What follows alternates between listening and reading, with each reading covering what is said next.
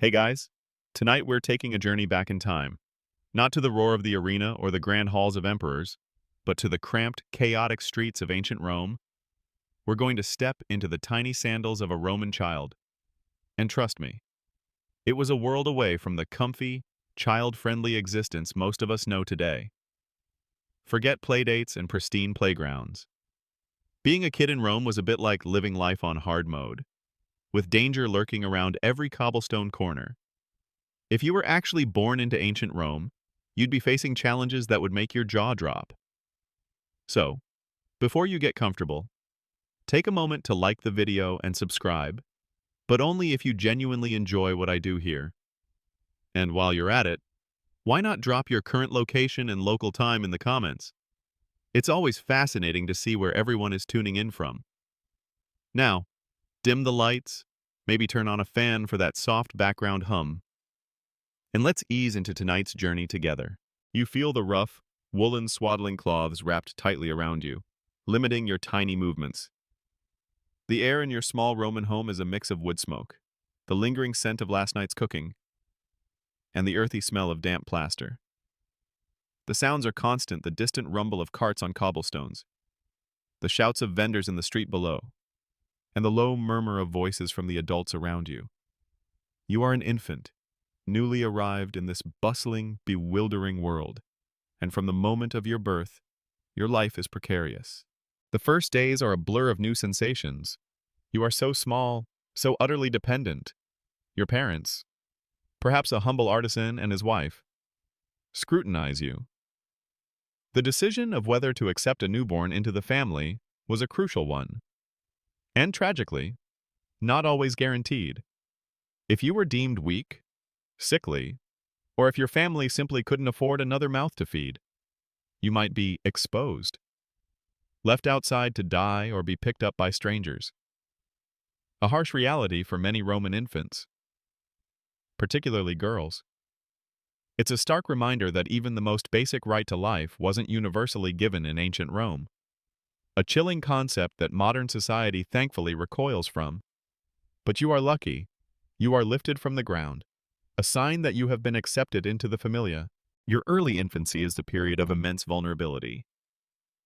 Diseases, for which there are no effective cures, sweep through the city, often claiming the lives of the very young.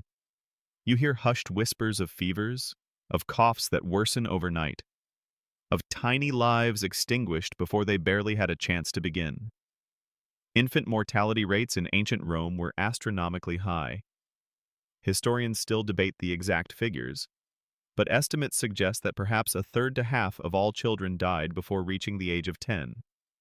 You are constantly hungry, constantly in need of warmth and comfort. Your mother, or perhaps a wet nurse, is your lifeline, providing the nourishment that keeps you alive.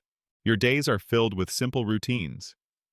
You are swaddled tightly, then unwrapped for feeding and cleaning. The world beyond your immediate family is a noisy, chaotic place, glimpsed only through the open door or window. You hear the ceaseless chatter of the Roman street, the distant clang of metal, the occasional bark of a dog. Your toys, if you have any, are simple a rattle made of clay, a small wooden animal. Most of your time is spent observing, absorbing the sounds and sights of your small world. As you grow slightly older, perhaps reaching your first birthday, you begin to explore your immediate surroundings. Your home, whether a cramped apartment in an insula, a multi-story apartment building, or a slightly more spacious domus, a private house if your family is wealthier, is your entire universe. You crawl across the hard-packed earth or worn stone floors. There are no soft carpets, no padded playpens. Every surface is hard, every corner sharp. You learn quickly to be careful, as falls and bumps are frequent. Your diet gradually shifts from milk to more solid foods. Diluted wine, bread soaked in water, vegetable mush. It's a basic, often bland diet, designed for survival rather than culinary delight. You share meals with your family, sitting on small stools or on the floor, learning table manners from a very young age. Even as a toddler, You are expected to be quiet and respectful during mealtimes. An early lesson in Roman discipline. A common historical practice you observe is the elaborate naming ceremony for Roman children. On the 9th day after your birth, the dies lustricus, if you are a boy, or the 8th day if you are a girl, you are formally named. This is a significant event, marking your official entry into Roman society.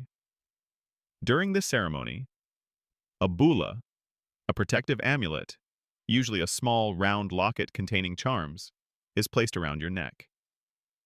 This bulla is worn throughout your childhood, removed only when you reach adulthood, and is believed to ward off evil spirits. It's a charming ritual that highlights the Roman concern for a child's safety, even amidst the dangers of their daily lives. You quickly learn about your place within the family structure.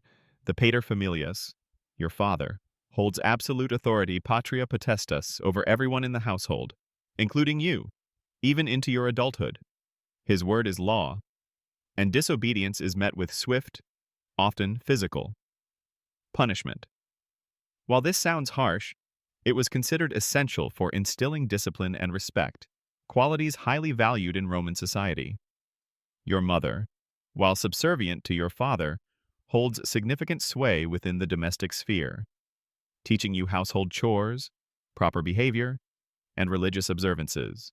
Your early childhood is largely spent within the confines of your home or the immediate neighborhood. The streets outside are bustling and dangerous, filled with chariots, animals, and crowds of people. There are no dedicated sidewalks in many areas, and waste, both human and animal, is often thrown into the streets. The risk of disease from unsanitary conditions is ever present. You learn to navigate this chaotic environment with caution, always under the watchful eye of an older sibling or an adult. You begin to observe the distinct roles of boys and girls in Roman society. Boys are given more freedom to roam and explore, their play often mimicking the military exercises and political debates of adult men. Girls, even at a young age, are typically confined more to the domestic sphere, learning household skills from their mothers and preparing for their future roles as wives and mothers.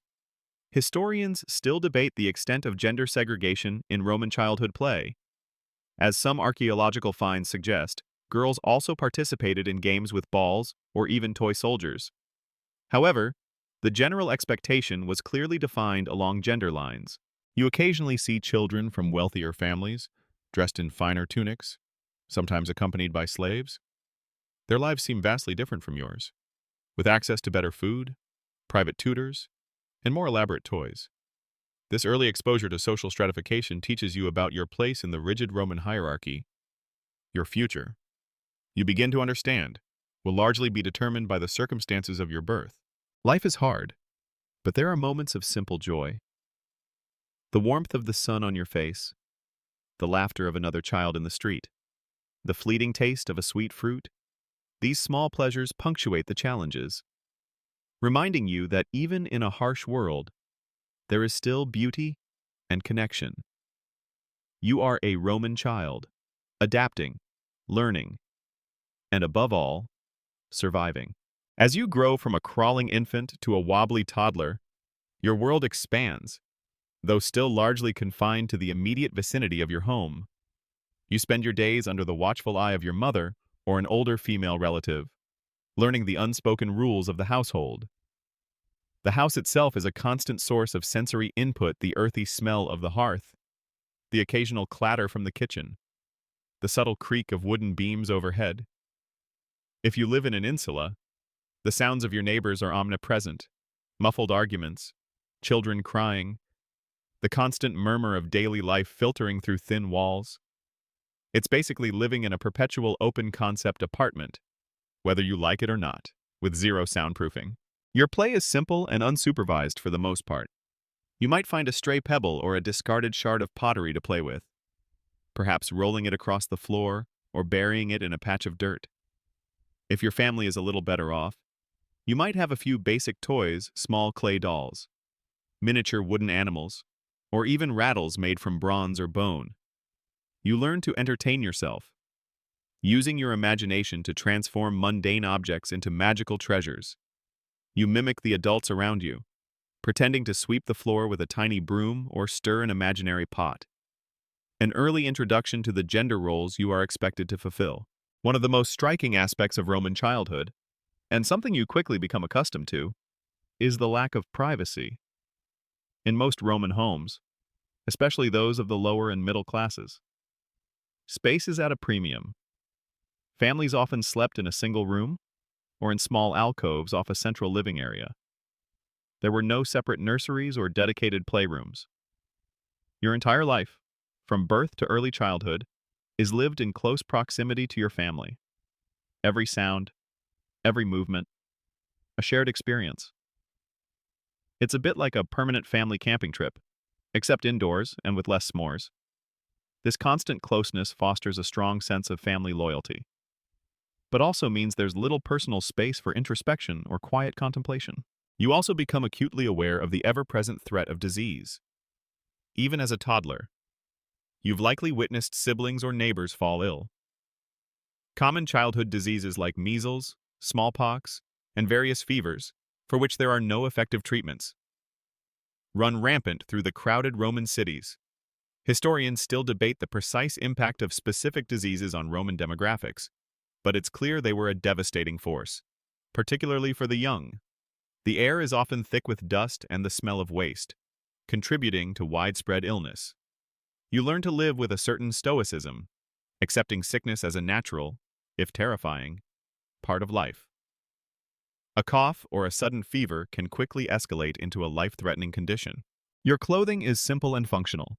You wear a basic tunic, a loose-fitting garment made of wool or linen, easy to wash and quick to dry. It's often knee-length for boys and ankle-length for girls, though practical considerations mean shorter tunics for very young children. There are no fancy buttons or complicated fastenings. Clothing is designed for ease of movement and practicality in a bustling, often dirty, environment. You go barefoot much of the time indoors. And outside, you might wear simple sandals to protect your feet from the rough streets. As you gain more mobility, you're allowed to explore the vicus, your immediate neighborhood. This is a sensory overload, the cacophony of street vendors hawking their wares. Bread, fresh bread, or fish, get your fish. The clatter of artisans at work, the shouts of children playing their own games in the alleyways. You learn to navigate the crowded streets, dodging pedestrians, donkeys laden with goods, and the occasional chariot. There are no designated play areas, so the streets and open spaces become your playground, despite their inherent dangers. You see children older than you, perhaps your siblings or neighbors, engaged in more complex games.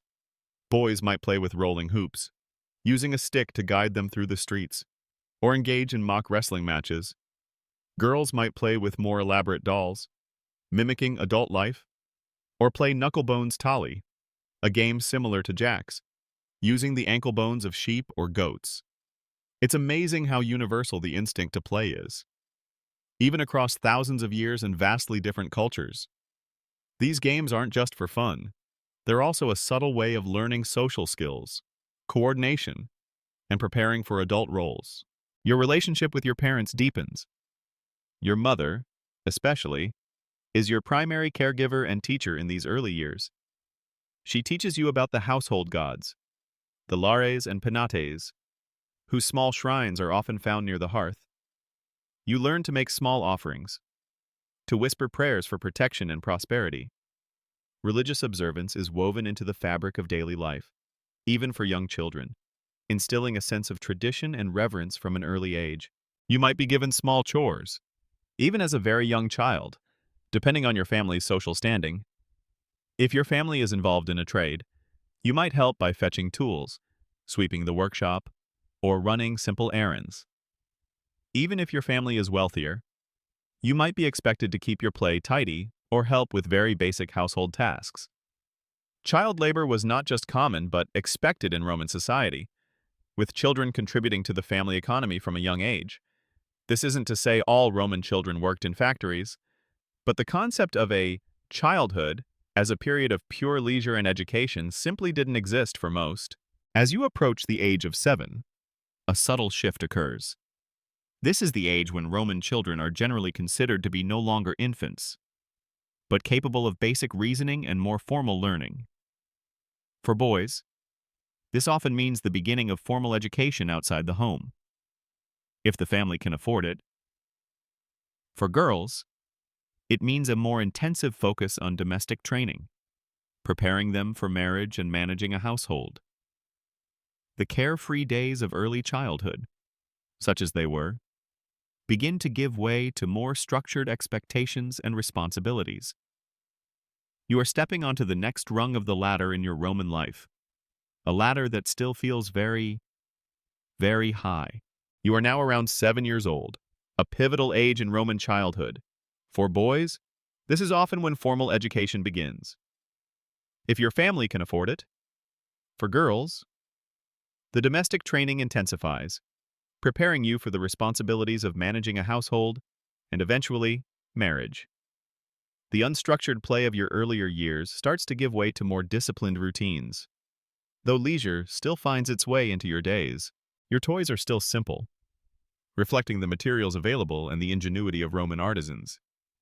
You might have marbles, made of clay, stone, or glass, which you play with in the dirt or on flat surfaces, flicking them with your fingers.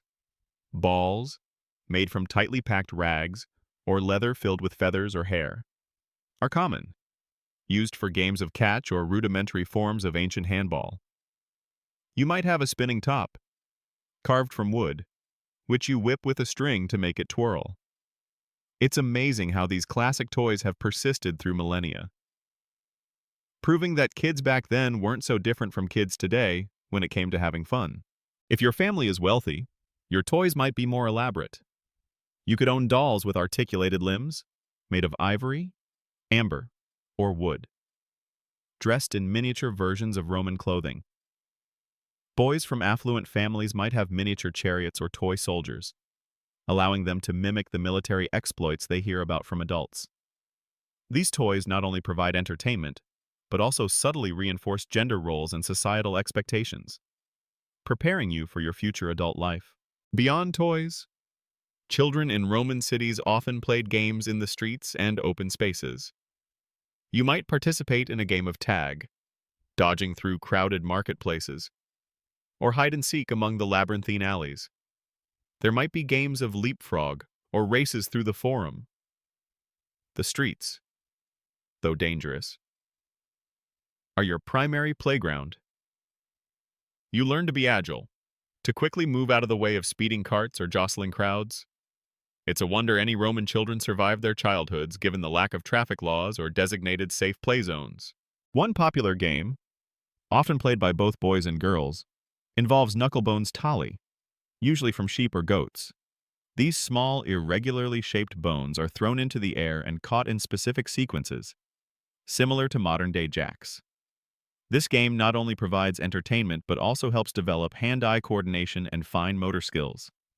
You learn to count, to strategize, and to handle small objects with precision. As you grow, you also become aware of the public spectacles that captivated Roman society, even if you're too young to attend them regularly. You hear the distant roar of the crowd from the amphitheater, the shouts from the circus where chariot races are held. You see posters advertising upcoming gladiatorial contests or theatrical performances. These glimpses into adult entertainment are exciting, fueling your imagination and giving you a sense of the grander world beyond your immediate neighborhood. A common historical misconception is that all Roman children went to school. In reality, formal schooling was primarily for boys from wealthier families. Most children, especially those from lower social strata, received their education at home, learning practical skills from their parents. If you are a boy from a middle-class family, you might attend a small, informal school, often run by a ludi magister schoolmaster in a rented room or even a public colonnade. The conditions are Spartan, uncomfortable stools, rudimentary writing tablets, and the constant drone of lessons being recited aloud. The Roman educational system emphasizes discipline and rote learning. You learn to read, write, and perform basic arithmetic. Lessons involve copying texts onto wax tablets with a stylus, or writing on papyrus with ink and a reed pen. Reading involves reciting passages aloud, often from famous poets like Virgil. Arithmetic focuses on practical skills like counting, measurements, and simple calculations for trade. It's less about critical thinking and more about memorization, like trying to cram for a history exam that covers everything from mythology to market prices. Punishment in Roman schools is frequent and often severe. Floggings with a rod or a cane are common for even minor infractions or mistakes. This harsh discipline is not considered cruel, but necessary for instilling proper behavior and a strong work ethic. The Roman proverb, si ta cuises, philosophus mansises. If you had remained silent, you would have remained a philosopher might have been uttered by a weary teacher at a particularly talkative student. This rigid environment teaches you obedience and resilience, shaping your character from a young age. For girls, education is predominantly domestic. You spend your days learning household management from your mother, spinning wool, weaving cloth, preparing food, and managing the household slaves if your family is wealthy enough to own them. You learn about Roman religious customs, how to make offerings to the household gods, and the importance of family honor. While some wealthier girls might receive instruction in literature, music, or even Greek, this is the exception, not the rule. The primary goal of a girl's education is to prepare her for marriage and motherhood. Historians still debate the extent of literacy among Roman women, as evidence suggests a wider range of educational opportunities for girls in certain periods or social classes than previously thought. While formal schooling might have been rare, many girls could read and write, even if their education was primarily conducted at home. This highlights the complexity of Roman society, where generalized statements often hide a spectrum of experiences. As you move through these childhood years, you become acutely aware of the differentiation in clothing based on social class and age.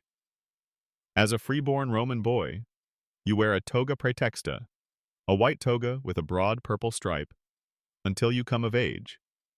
Girls, regardless of class, wear a simple tunic, often ankle-length, and perhaps a stola, a fuller outer garment if they are from a wealthier family.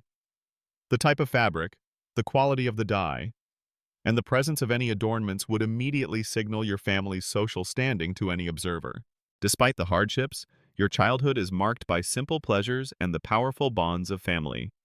You learn to find joy in small moments, in shared laughter with siblings, in the warmth of the sun, or the taste of a sweet fig. You are adapting to the demands of Roman life, absorbing its customs, its values, and its harsh realities, preparing for the uncertain future that awaits you. The city of Rome itself becomes your classroom as you grow, a vibrant, cacophonous, and often dangerous place. You navigate its streets, learning its rhythms, its hidden shortcuts, and its ever-present perils. The air is thick with the smell of wood smoke, human waste, and unwashed bodies, mingled with the aroma of freshly baked bread from the Pistrina bakeries and exotic spices from the bustling markets. The sounds are a constant symphony, the clatter of carts, the shouts of vendors, the braying of donkeys, and the ceaseless chatter of thousands of voices. It's a sensory overload, a city that never truly sleeps, and you're right in the middle of it, a tiny cog in its massive machinery. You become acutely aware of the dangers lurking in the city. Open sewers run through some streets, particularly in poorer areas, posing a constant health risk. Collapsing buildings, especially the flimsy upper stories of the insulae, are a genuine concern, particularly after heavy rains. Fires are a constant threat in a city built largely of wood and packed tightly together. You might witness the terrifying spectacle of a building consumed by flames, the shouts of aqua water echoing through the night as citizens desperately try to douse the blaze with buckets. There are also dangers from crime pickpockets, petty thieves, and occasionally, more serious threats in the dimly lit alleyways after dark. You learn to be vigilant, to walk with purpose, and to avoid certain areas, especially when alone. Your daily life revolves around the needs of your family. If you are a boy from a working-class family, you might be helping your father in his trade.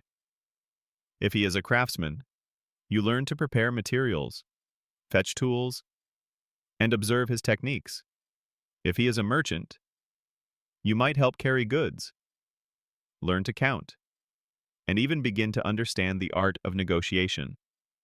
Child labor was not only common, but essential for most Roman families, especially in the plebeian classes. Children were expected to contribute to the household economy from a young age, often learning a trade directly from their parents. It's a far cry from modern child protection laws. Childhood, as a protected period of leisure, simply didn't exist for the vast majority of Roman kids. If you are a girl, your chores are centered around the domestic sphere. You learn to grind grain, knead dough for bread, fetch water from the public fountains, and clean the house.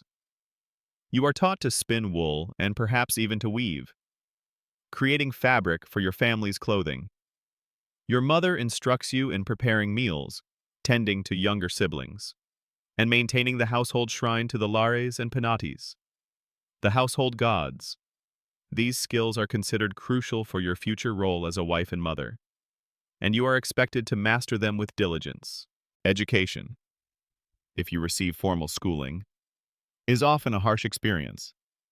Your ludi magister schoolmaster is likely a stern figure, quick to use the rod or ferula cane for any transgression or mistake. The lessons are repetitive, emphasizing memorization.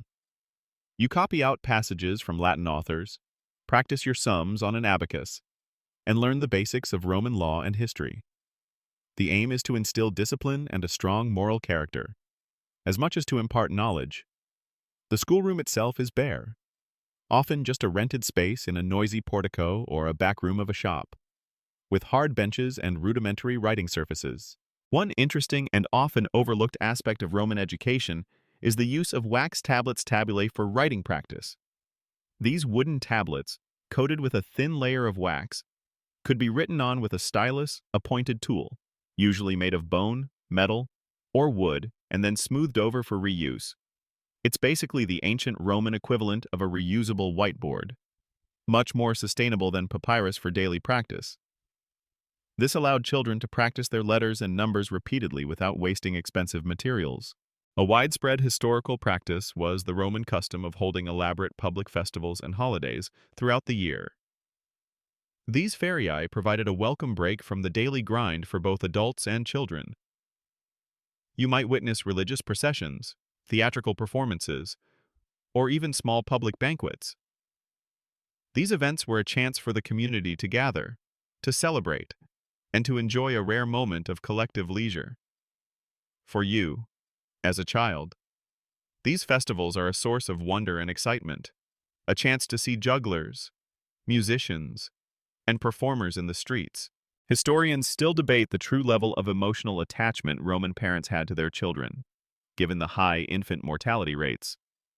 While some scholars argue that emotional detachment was a coping mechanism for frequent loss, others point to archaeological evidence like elaborate child burials and toys and literary sources that suggest deep parental love and grief for lost children. You experience the affection of your own parents, even if it is expressed differently than in modern times, mixed with a constant underlying anxiety about your well-being. Your social circle expands to include children from neighboring families.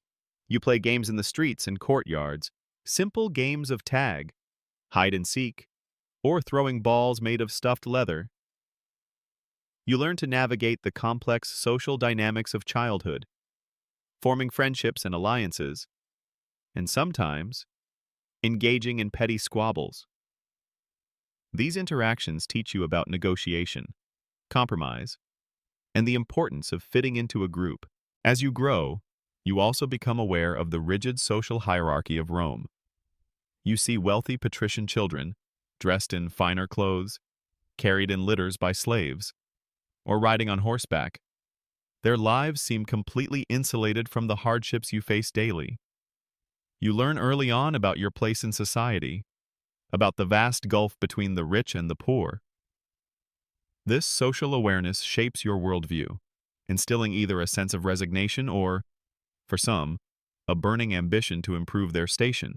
Life in a Roman city as a child is a constant education, not just in reading and writing, but in resilience, resourcefulness, and the harsh realities of survival.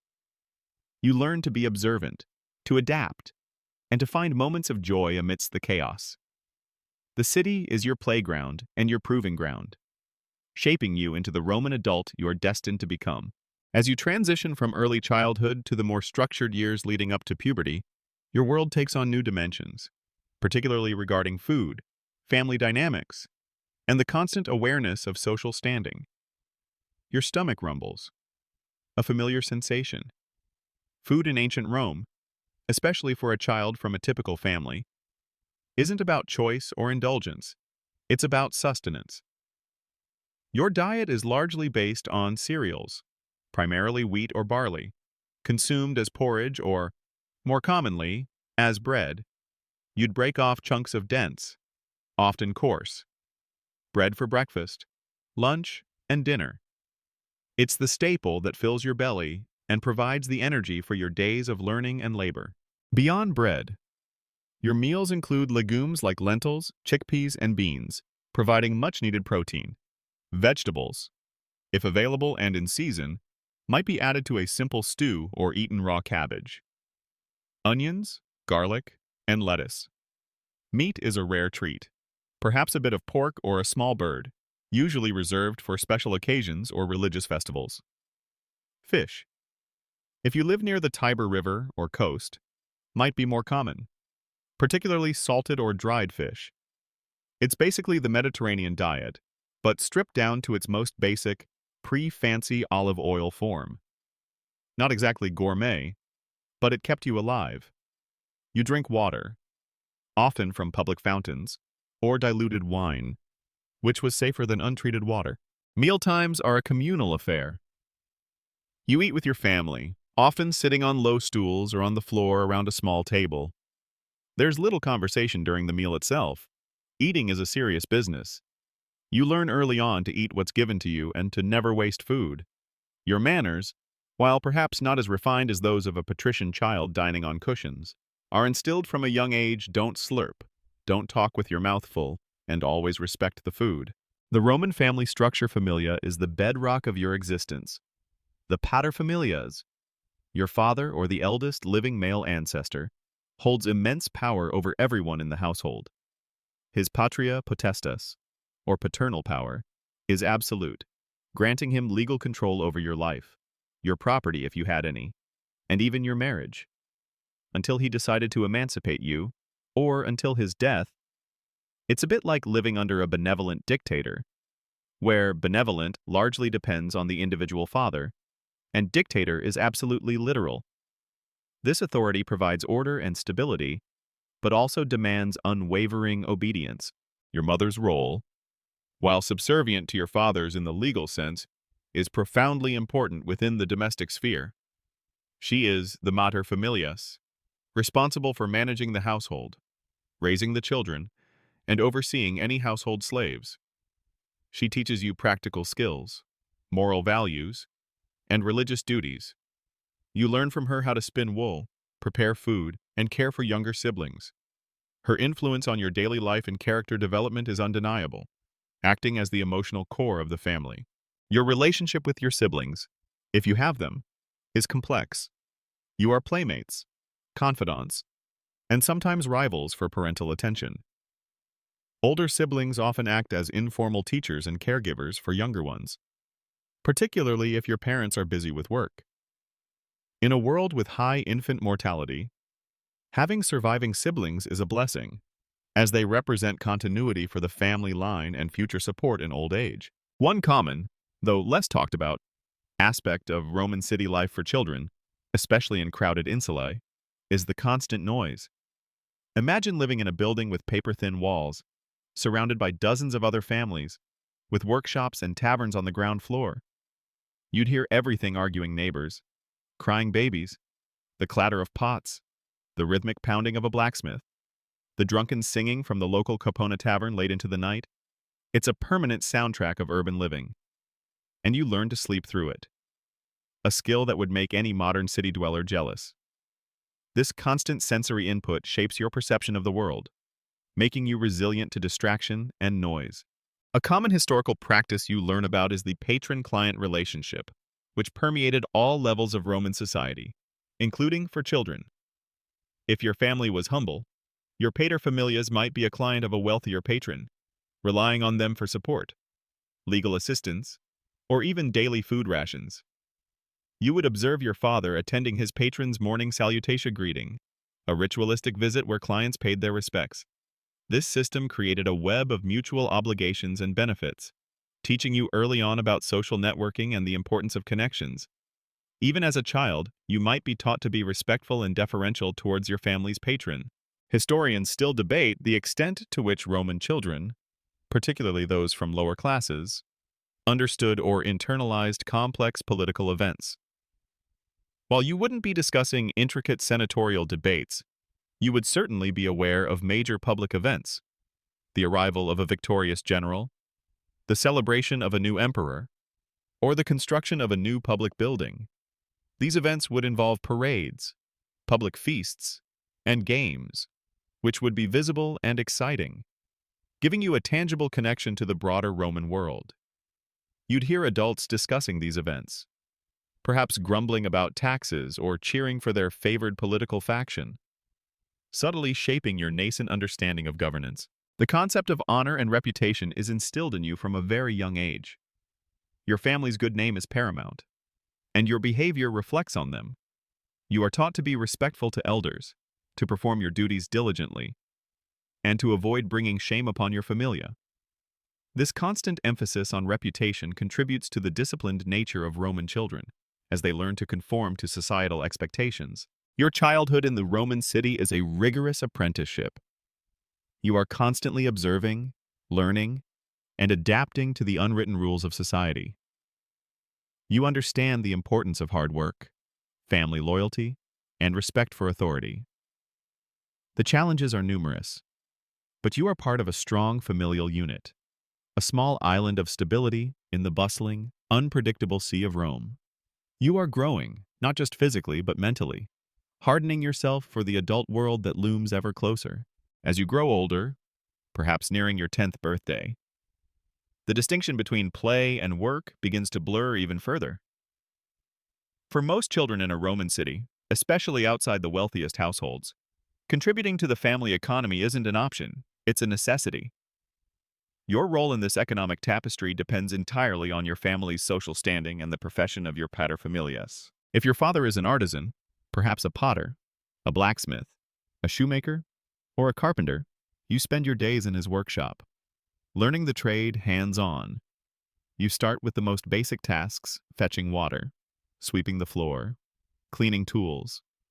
Gradually, you progress to more skilled work preparing clay, hammering metal, cutting leather, or sanding wood. You learn by observation and imitation, your hands slowly gaining the dexterity required for the craft. The workshop is noisy, dusty, and often hot, but it's your school, and your father is your most demanding teacher. It's basically a vocational school with zero tuition fees, but a lifetime commitment. You might work alongside other apprentices, older boys who are further along in their training, learning from their experiences and occasionally suffering their pranks. If your family operates a small shop or a stall in the market, you become a junior merchant. You help set up the goods each morning, carry heavy baskets, and learn to shout out prices and attract customers. You quickly pick up basic arithmetic, learning to count coinage, make change, and understand the fluctuating values of different commodities. You learn the art of negotiation, observing your parents haggle with suppliers and customers, recognizing the subtle cues that indicate a good deal or a risky one. The market is a bustling, chaotic place, filled with diverse smells, sounds, and faces from all corners of the empire. It's a masterclass in urban economics and people watching, all before you've even hit puberty. Or, for children from farming families who might have come into the city to sell their produce, your days are long and arduous. You help tend the animals, milk the goats, collect eggs, and work in the fields under the scorching sun. You learn the cycles of the seasons, the importance of good harvests, and the unforgiving nature of the land. When it's time to bring goods to the city, you might walk for miles, carrying heavy baskets, enduring the dust and crowds to sell your family's livelihood, even for children in wealthier households. While direct physical labor might be minimal, responsibilities are still significant. If you are a boy, your tutors guide you through more advanced studies in rhetoric, philosophy, and Greek. You learn to deliver speeches, to debate, and to analyze complex texts. You might accompany your father to the forum, observing political discussions and legal proceedings, learning the intricacies of Roman public life. If you are a girl, your education in household management deepens. You learn about managing large estates, overseeing numerous slaves, and the complex social etiquette required for hosting lavish banquets. You are groomed for a strategic marriage that will enhance your family's social standing. A common historical reality is that Roman children, particularly those from poorer families, had very little formal schooling. Education was a luxury. While some basic literacy and numeracy might be acquired at home or through informal tutors, the primary education for most children was practical. Hands-on learning within their family's trade or domestic duties. It's a stark contrast to our modern concept of universal education. For many, the workshop or the household was the only classroom they ever knew. You learn about the concept of pietas, a fundamental Roman virtue that emphasizes duty, respect, and devotion towards your gods, your family, and your country. From a young age, you are taught to honor your ancestors, to obey your parents, and to perform your civic duties. This virtue is instilled through daily actions, religious rituals, and stories of famous Romans who exemplified pietas. It forms the moral compass of your childhood, guiding your behavior and shaping your understanding of right and wrong. Historians still debate the extent to which Roman children had a voice within the family unit. While the paterfamilias held absolute authority, there is evidence that children were loved, and that their opinions, particularly as they grew older, could sometimes influence family decisions, especially in wealthier households. You might experience moments of genuine affection and warmth from your parents, even amidst the strict discipline and high expectations. The city itself presents continuous opportunities for informal learning. You observe the diverse array of people: toga-clad senators, soldiers in their distinctive uniforms, foreign merchants in exotic attire, and the countless slaves going about their daily tasks. You learn about different dialects, customs, and the vastness of the Roman Empire through the people who flock to its capital. You hear the news of military campaigns, political intrigues, and public scandals, discussed openly in the streets and taverns. This constant exposure to the adult world accelerates your understanding of Roman society and its complexities. You also participate in religious rituals from a young age. You might accompany your family to local temples for festivals, witness animal sacrifices, or make offerings at household shrines.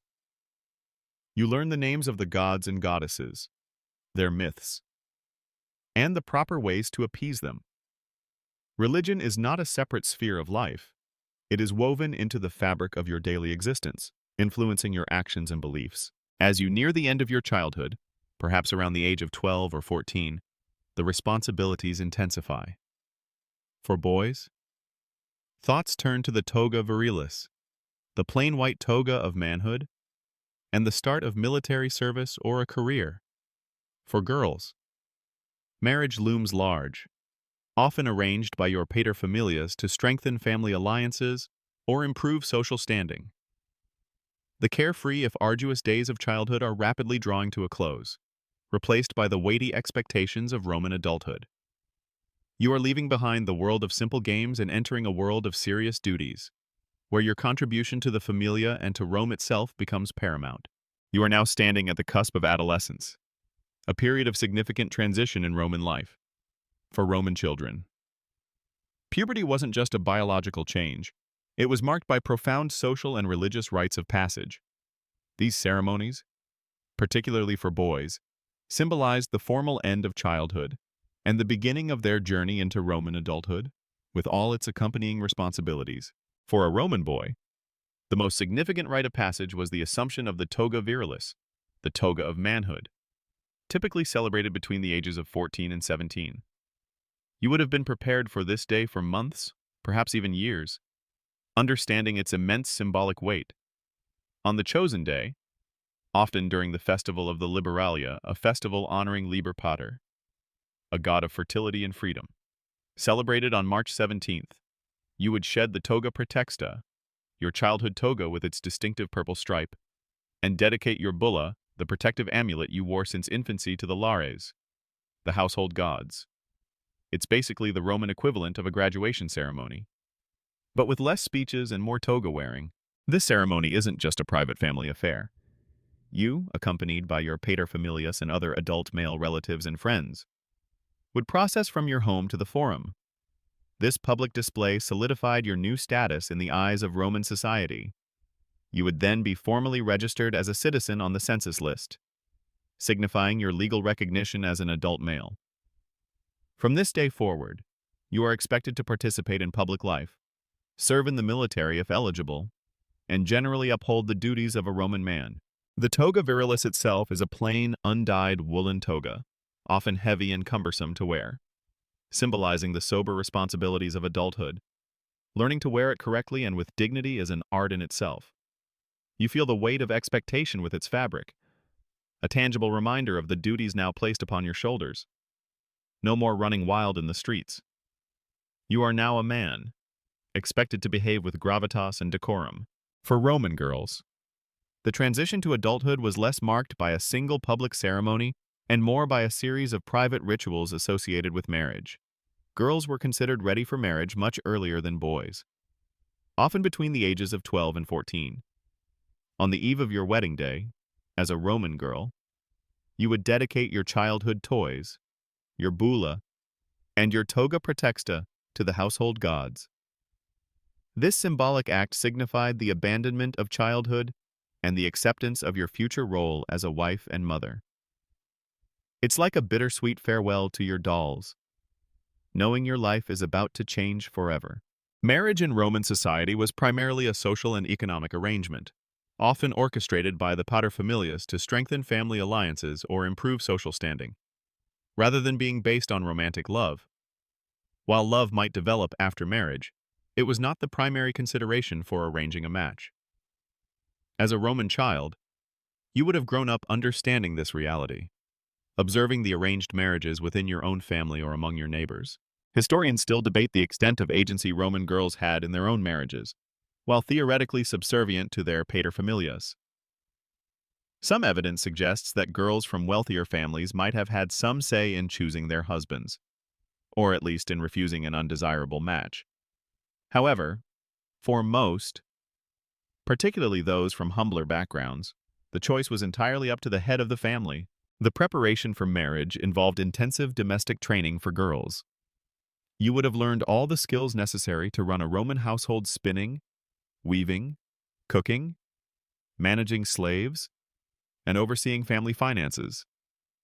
Your goal was to become a matrona, a respected Roman wife, known for her frugalitas thriftiness and gravitas dignity. The ability to manage a household efficiently was a highly valued skill, reflecting well on both you and your family. One fascinating and sometimes overlooked aspect of Roman coming-of-age rituals, particularly for boys, was the first shave. This was a significant personal milestone, often celebrated with a small party.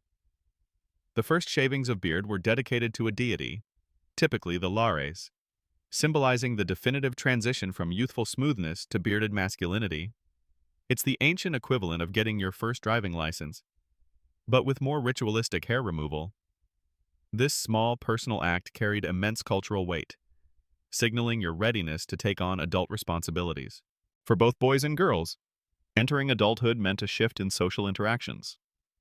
Boys would spend more time with adult men, whether at the forum, the baths, or military exercises.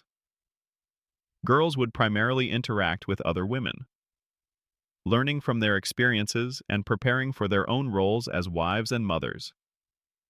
The carefree mixed-gender play of early childhood largely ceased, replaced by more formal, gender-segregated social spheres. The end of childhood also brought with it the expectation of civic duty for boys. As a newly registered citizen, you might be expected to serve in the Roman military for a period, depending on your social class and the needs of the empire. This military service was a fundamental part of Roman male identity, instilling discipline, loyalty, and a deep connection to the Roman state. Even if you didn't join the legions, you were expected to participate in public life, to vote in assemblies if eligible, and to contribute to the well-being of the city. Your childhood in Rome, with all its hardships and strictures, has prepared you for this moment. You are no longer a fragile infant, nor a playful child. You are a product of your environment, hardened by its challenges, shaped by its traditions, and ready to assume your place within its complex social fabric. The bulla is off. The toga virilis is on, or the bridal veil is soon to follow, and the next, even more demanding, chapter of your Roman life has begun. You've learned that life in a Roman city is a constant dance with unseen forces, and none are more pervasive or terrifying than illness. As a child, your body is particularly vulnerable, and the threat of sickness is a dark cloud that hangs over every Roman family. You experience the cycle of health and disease, often with chilling regularity, in your own home and among your neighbors. The crowded, unsanitary conditions of Roman cities are a breeding ground for disease. Open sewers in some streets, unreliable water sources in others, and the sheer density of people living in close quarters all contribute to the spread of illness. You breathe air thick with dust, smoke, and the lingering odors of refuse. Even the public baths, while offering a form of hygiene, can also be places where infections spread. It's basically a giant petri dish. And you're just trying to not become the next culture. You've witnessed various forms of illness firsthand. You've seen children suffering from fevers that burn hot and relentlessly, often leading to delirium and, tragically, death. Gastrointestinal illnesses, caused by contaminated food or water, are common, leading to debilitating diarrhea and dehydration, especially dangerous for small children.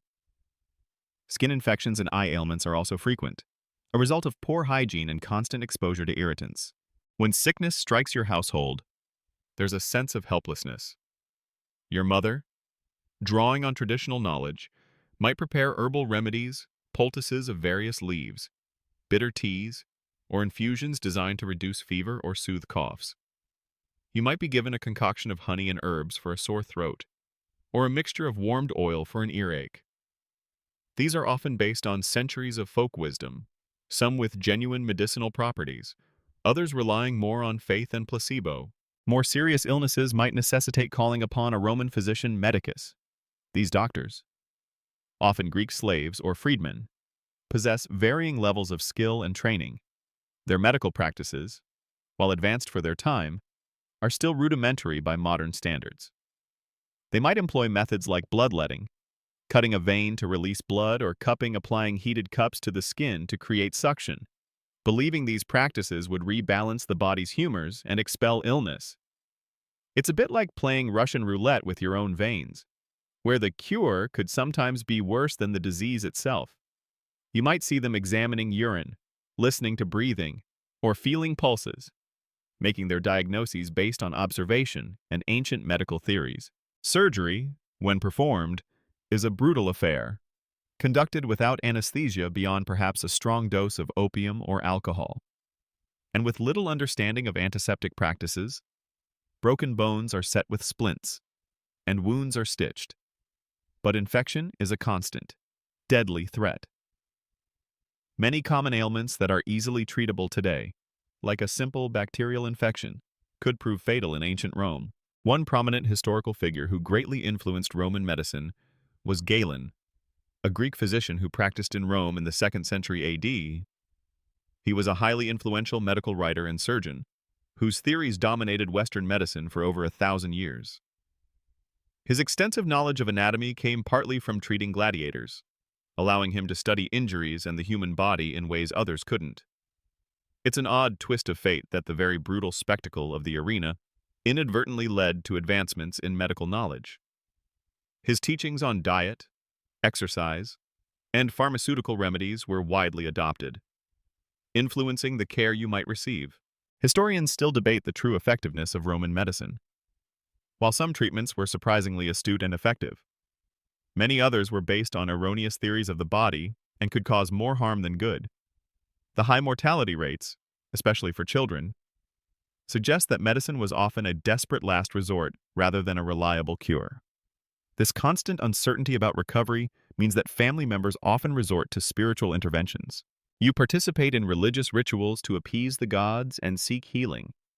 Your mother might lead the family in prayers to deities associated with health, like Asclepius, the Greek god of medicine, adopted by the Romans as Aesculapius, or make offerings at a local shrine. Charms and amulets are often worn, believed to ward off evil spirits or disease. When a family member is gravely ill, vows might be made to a god or goddess, promising a sacrifice or a gift if recovery occurs. This intertwining of medicine and religion reflects the Roman worldview, where the physical and spiritual realms were closely linked. The constant presence of death, especially among children, shapes your emotional landscape. You learn to grieve, but also to accept. Funerals for children are somber affairs, often small and private, but still marked by rituals, the washing and dressing of the body, the lamentations of family members, and the burial outside the city walls.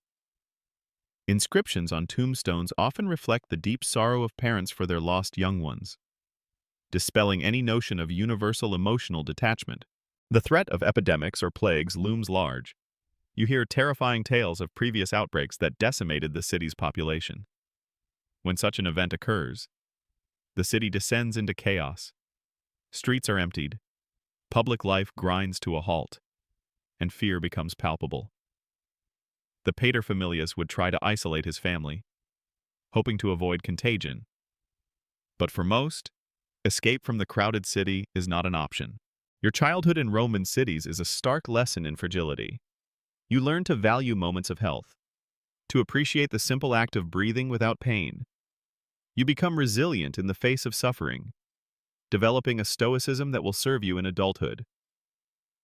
The shadow of illness is always present, but so too is the enduring human spirit, finding ways to cope, to hope, and to survive in a world where life is precious and fleeting.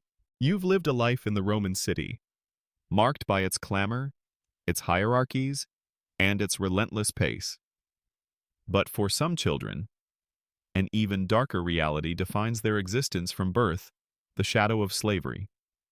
While you may have been born free, you are acutely aware of the vast population of child slaves in Rome, their lives intertwined with every aspect of the city's daily functioning. You see them everywhere in the streets, in wealthy households, toiling in workshops, their fate drastically different from your own. A child could become a slave in Rome through various means. Most commonly, they were born into slavery, their parents already enslaved. These Vernae home-born slaves were considered valuable assets and were raised within the master's household, often alongside the freeborn children, though their status was fundamentally different. Other children might be captured in warfare and brought back to Rome to be sold. Tragically, some impoverished Roman parents were forced by desperate circumstances to sell their own children into slavery, often with the hope that their child would have a better chance of survival or a more stable life in a wealthier household than they could provide. It's a heartbreaking concept that a parent's love could lead to such a terrible choice, highlighting the extreme poverty faced by some Roman citizens. The lives of child slaves varied immensely depending on their master's wealth and disposition, and the type of work they were assigned.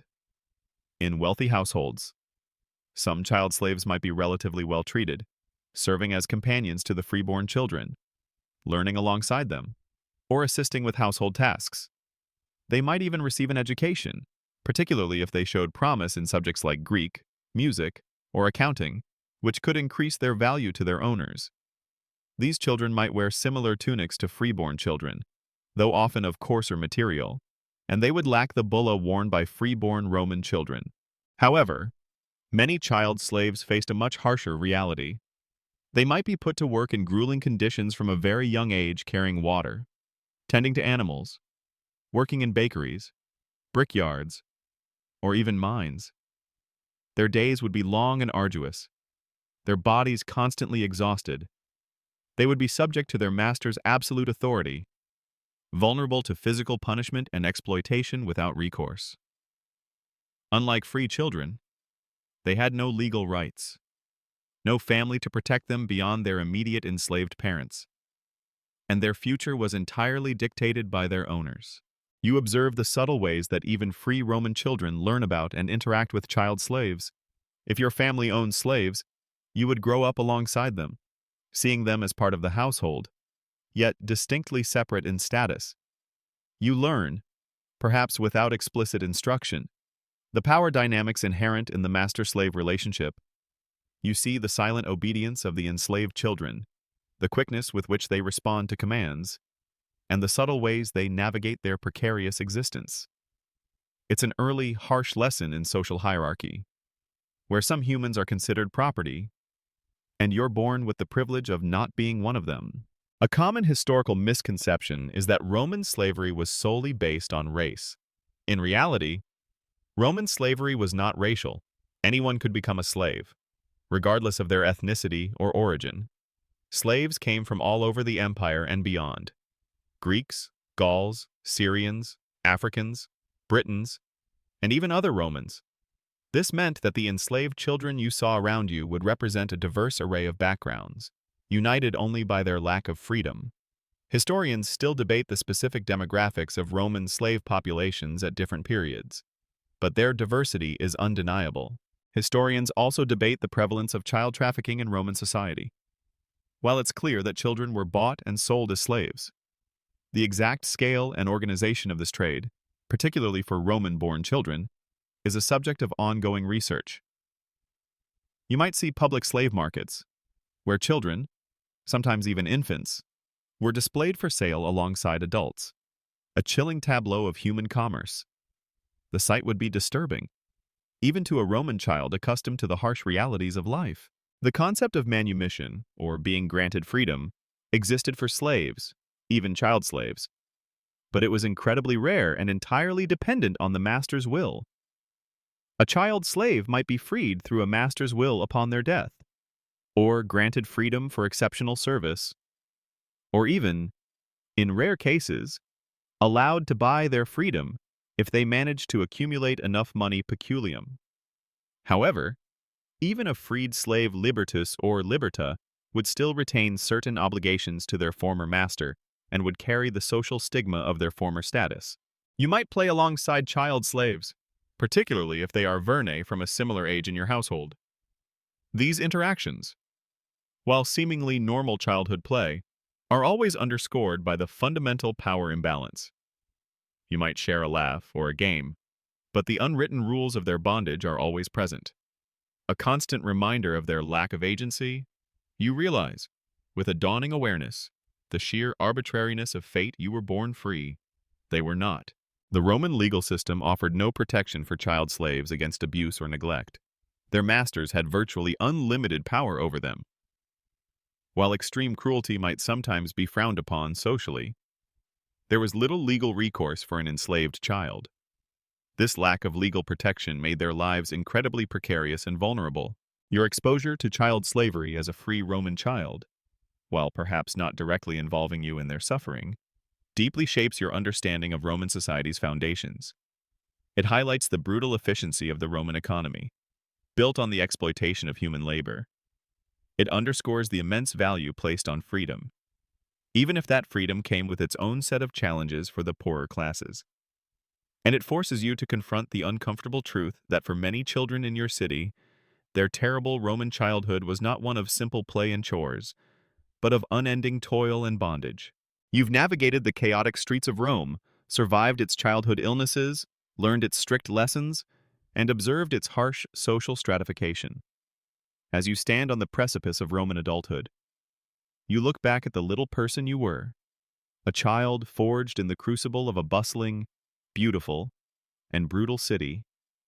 Your story, though unique in its details, is one shared by countless children who grew up under the Eagle standard. The enduring legacy of Roman childhood, despite its difficulties, lies in the values and structures it instilled. You've been taught the paramount importance of pietas, duty to gods, family, and country. This virtue, drilled into you through daily rituals and strict parental guidance, is what binds Roman society together. You understand the profound significance of the familia, the extended household that provides both authority and protection.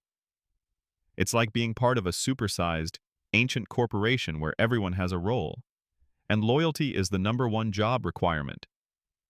This strong familial bond was essential for survival in a world without extensive social safety nets. You've also learned the value of gravitas, a sense of dignity, seriousness, and moral integrity. You've seen it exemplified in respected adults and punished for its absence in unruly children. This characteristic, along with frugalitas, thriftiness, and industria hard work, forms the bedrock of Roman character, shaping you into a responsible, contributing member of society. These aren't just abstract concepts, they are the practical lessons of survival and success in the Roman world. Historians still debate the precise balance between affection and discipline in Roman parenting. While modern sensibilities might view some Roman disciplinary methods as harsh, they were considered necessary for instilling the virtues deemed essential for Roman citizens. Evidence from literature and epitaphs suggests deep parental love and grief for lost children, indicating that emotional bonds were strong, even if expressed differently than today. Your own experience would reflect this duality. Moments of warmth and tenderness interspersed with firm demands and swift corrections. The games and toys of your childhood, simple as they were, highlight a universal truth: children find ways to play and learn, regardless of their circumstances. The marbles, the dolls, the knucklebones. These artifacts connect you across millennia to children today, showing the enduring human need for imagination, skill building, and social interaction. Your playground was the city itself, its alleys, markets, and public spaces, teaching you resilience and adaptability. It's a testament to the fact that you don't need fancy gadgets to be a kid. Sometimes a stick and a hoop are all it takes. The stark reality of child mortality is a constant reminder of life's fragility.